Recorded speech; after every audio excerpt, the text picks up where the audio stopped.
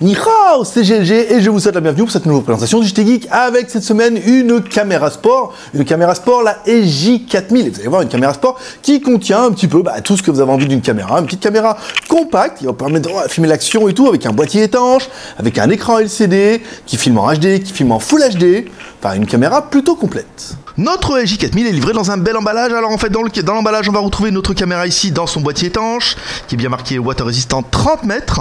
On a bien une caméra qui est 1080p qui filme en Full HD. Là en fait on voit bien qu'on va pouvoir changer la couleur avec le petit cache avant. On retrouvera le détail des accessoires ici, à l'arrière les caractéristiques qu'on détaillera par la suite et ici la caméra. Allez, on attaque tout de suite par le déballage. Donc dans la boîte on va retrouver un manuel d'utilisation, ça c'est plutôt pratique ici, donc le manuel est en anglais. Ici donc on va retrouver un petit peu le détail de la caméra, vous expliquer un petit peu comment elle fonctionne. Vous allez voir c'est pas très compliqué, les accessoires qui sont disponibles.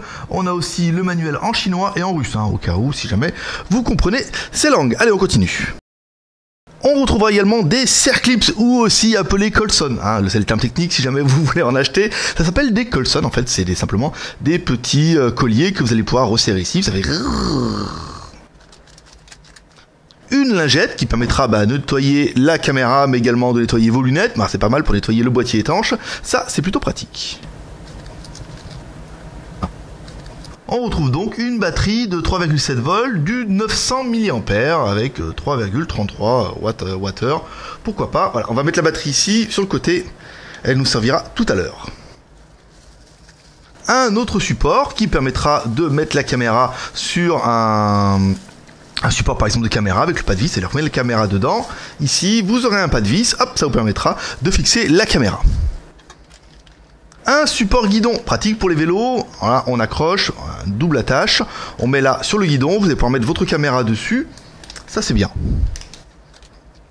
Un autre support en fait qui vous permettra de mettre dans d'autres types d'accroches, on a vu certaines accroches qui fonctionnaient avec un support comme ça et non pas avec un support double comme on a pu voir ici. Donc là ça permettra ou par exemple de la poser sur une table, ça peut être bien, ou d'autres supports qui sont dédiés.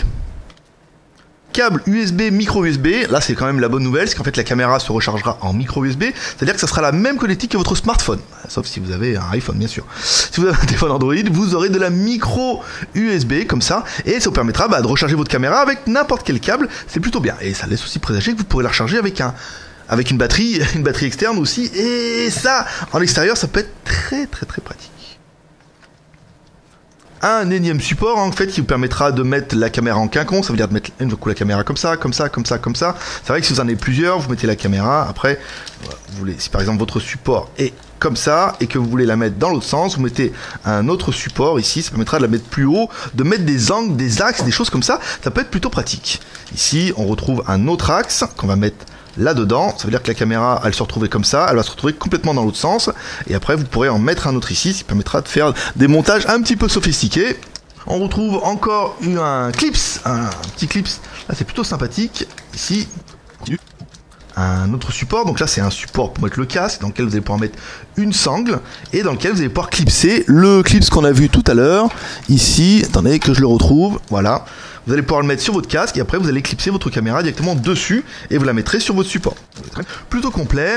On retrouve ici un support avec un pas de vis. le support qui est quasiment introuvable nulle part. En fait, ce support, en fait, ça vous permettra de mettre votre caméra EJ4000 sur, par exemple, un trépied. Par exemple, aujourd'hui, moi, ma caméra, ici, on a un trépied et on a un pas de vis dessus. Donc, ça permet de mettre ça directement dessus. Et pour d'autres marques, on a vu, par exemple, en France, rien que ça vaut juste 10 €. Donc, c'est bien qu'il est mis dans la boîte. Un chargeur secteur USB avec une prise française, ici, pour pouvoir recharger votre caméra. Un autre cache pour mettre dans le boîtier waterproof, des scratchs, 1, 2, 3, 4, 5 crashs, voilà, pour pouvoir mettre sur le casque, on va avoir un long, un court, on va pouvoir mettre sur le casque, autour du bras, là vous voudrez, et enfin des stickers 3M, avec une petite attache, la petite attache en fait ça vous permettra d'attacher la caméra, par exemple si le sticker se décolle, et après le moment où vous aurez attaché ça à une partie par exemple de votre casque ou de votre vélo, si la caméra venait à tomber, et au moins du coup elle restera accrochée, elle ne tomberait pas par terre. Plutôt intéressant. Et enfin, la caméra, la chose qui va nous intéresser le plus en fait dans le package, la jolie caméra. Donc on voit, elle est bien dans un boîtier étanche ici, donc avec son support que vous pourrez enlever. Alors le support, si on vous demande, c'est le même support qu'une autre marque. Par exemple, on a acheté ce support-là pour une grosse marque de caméra sport avec des G et des Pro dedans. C'est la même connectique. Hein. Nous, on avait également ceci pour une autre caméra, et voilà, c'est exactement le même support. Ça veut dire qu'en fait, la bonne nouvelle, c'est que comme le support est compatible, vous allez pouvoir recycler pas mal d'accessoires d'une autre marque pour votre caméra J4000.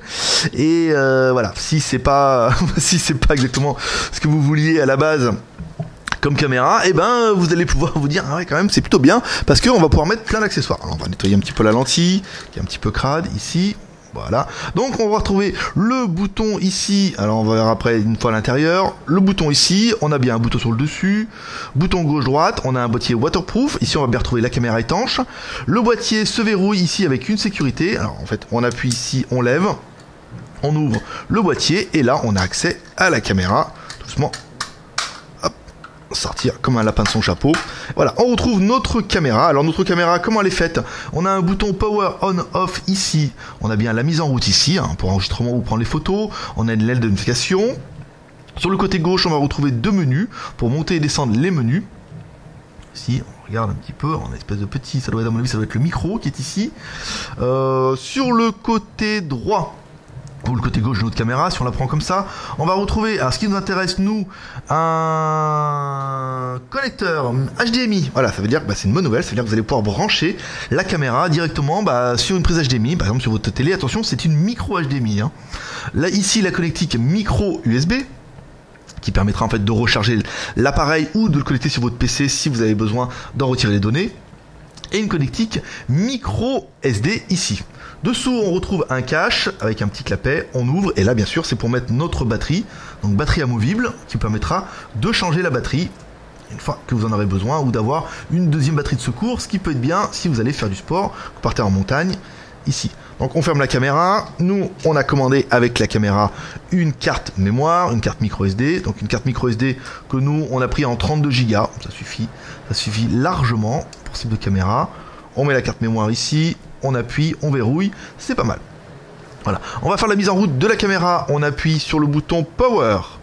Pendant 3 secondes, on voit que le LED s'allume et la caméra démarre. La bonne surprise à l'arrière, en fait, c'est l'écran LCD qui vous permettra vraiment de voir en fait ce que vous avez filmé, contrairement à d'autres caméras sport ou plus haut de gamme où il n'y a pas d'écran LCD, on voit pas trop ce qu'on peut viser. Donc il faut généralement rajouter un module ou se mettre en Wi-Fi. Là, c'est plutôt pratique et en accès direct. Alors, on va appuyer sur le bouton ici, donc là, si on appuie sur, on est automatiquement, nous, par réglage par défaut, on est en 720p à 60 images secondes, aujourd'hui, ce qui est un format le plus répandu, en fait, ça suffit largement pour faire des belles vidéos, vous verrez les vidéos qu'on a fait en extérieur tout à l'heure, seront en 720p à 60 images secondes, après la 1080p, c'est vrai que ça nécessite un peu plus de ressources, et puis pour mettre sur YouTube, c'était un peu plus gourmand. Donc on va appuyer sur le bouton Power, devant, ici. Voilà, on a changé de mode, donc on est passé du mode caméra au mode photo. Si on veut prendre une photo, on appuie au-dessus, ici. Voilà. On appuie à l'avant, on va se retrouver sur un mode lecture. En fait, ça vous permettra de voir ce que vous avez enregistré. Par exemple, la photo ou la vidéo qui vient d'être prise, ça peut être bien. Par exemple, si vous avez fait quelque chose d'intéressant et vous voulez être sûr que votre caméra est bien enregistrée, vous mettez en mode lecture ici. Hop là, on appuie et là, vous allez bien voir en fait ce que vous avez enregistré. Comme ça, si la prise n'est pas bonne, vous pourrez éventuellement le refaire. On appuie sur le bouton, devant ici encore une fois, et là on arrive sur le menu réglage. En fait, on va pouvoir régler la résolution, le record cyclique, l'HDR. Donc on va tout de suite attaquer la résolution. Donc on appuie sur le bouton haut et bas. Ici, on va aller à la résolution. On appuie au-dessus sur OK. Donc là, il nous demande de choisir soit 720p, soit 1080p. Donc on va essayer de prendre la résolution maximale, bien sûr. On prend notre résolution, ensuite vous allez pouvoir régler le réglage cyclique, le HDR, donc là pour la vision un petit peu nocturne, la détection de mouvement, ça peut être pas mal. Par exemple dans une voiture, on va mettre ça, et puis par exemple détection de mouvement, hop, dès que vous démarrez, la caméra va se mettre en route. Le mode audio, le marquage de la date ou pas, le mode capture, la taille in, la qualité, la netteté, la balance des blancs, les couleurs, le ISO, l'exposition, détection de visage, la stabilisation, ah ça c'est plutôt pas mal, on aurait peut-être dû l'activer nous avant de faire notre réglage, Ici, voilà, on aurait dû mettre la détection activée. C'est vrai qu'on n'avait pas regardé les réglages avant. Le bilan rapide, la langue, ouais, ça c'est pas mal. La langue, vous allez pouvoir mettre français, anglais, espagnol, polski, ça doit être du russe, l'allemand, de l'italien, du chinois et du chinois simplifié. Ah, le russe est ici. Alors on doit avoir certainement du coréen, du japonais et du portugais. Nous on va se laisser en français, ça sera plus simple pour nous. La date et l'heure, si vous voulez la régler et que vous voulez l'incruster par exemple sur la vidéo. Le bip sonore, si vous trouvez ça trop dérangeant, vous allez pouvoir l'activer ou le désactiver. Le mode TV, si vous voulez directement lire en micro HDMI directement sur votre télé. Les fréquences. Attendez, je sais pas, le car mode, ça peut être pas mal, ça veut dire que la caméra va s'arrêter et dès que vous allez vous mettre à rouler, hop, elle va se mettre en une espèce de détection de mouvement, elle va se mettre à enregistrer, c'est plutôt pratique. Le host des modes, le numéro de licence, effacer les fichiers, le format et enfin les réglages par défaut pour finir et enfin notre version de la caméra.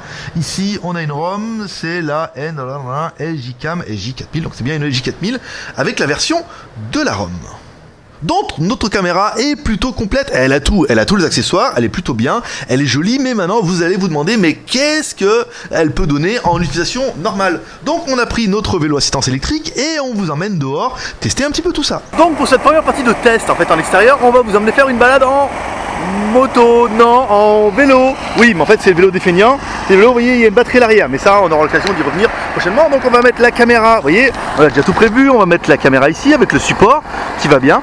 On va vous emmener faire une petite balade ici, on va vous emmener, on va remonter, comme ça permettra de voir un petit peu la route, pas seulement avec cette caméra aussi, hein, de voir un petit peu la qualité. On va aller là-bas, on va revenir, on va essayer de revenir par le parc et on s'arrêtera enfin ici, dans le côté aquatique, pour voir un petit peu l'étanchéité de la caméra, parce que cette LJ4000 elle est étanche et ça peut être plutôt intéressant. Allez, on installe la caméra et on reprend la route.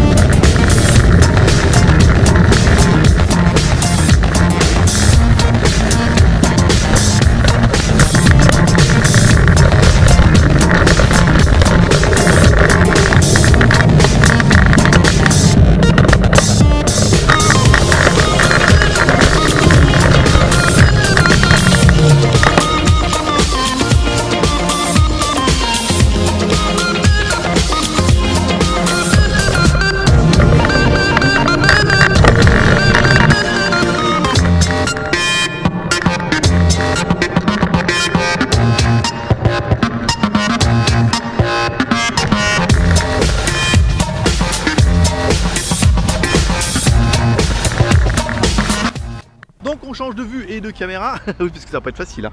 Donc là, on prend notre caméra qui est étanche, en théorie qui filme toujours. On la déclipse proprement. Bon, j'avais déjà un peu anticipé l'affaire. Voilà, donc la caméra, elle nous prouve bien qu'elle enregistre encore. On va la remettre à l'endroit, ici. Je vais vous faire voir. On va mettre un peu en enregistrement. Alors attendez, le bouton, il est où? Il est sur le dessus. Voilà, donc là, elle enregistre. 1 minute 46, 1 minute 47. Donc on va aller voir un petit peu sur l'étanchéité un peu de l'animal. Ouais, ça amuse toujours un peu les gens, hein, quand même. Hein. Voilà. Ici, on va prendre ça. Voilà. Pas mal. Ah, j'aurais bien été dans l'eau. Alors attendez, je vais mettre à 4 pattes. Voilà. C'est pas mal. Ici, on va se mettre comme ça, on va pas se casser la gueule. Et on va mettre la caméra.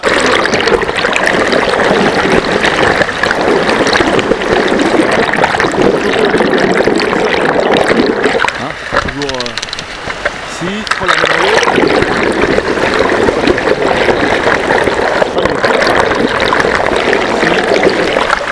Là, notre caméra est toujours là. Ouais, bah oui, tu le sais, cousin. On va mettre comme ça,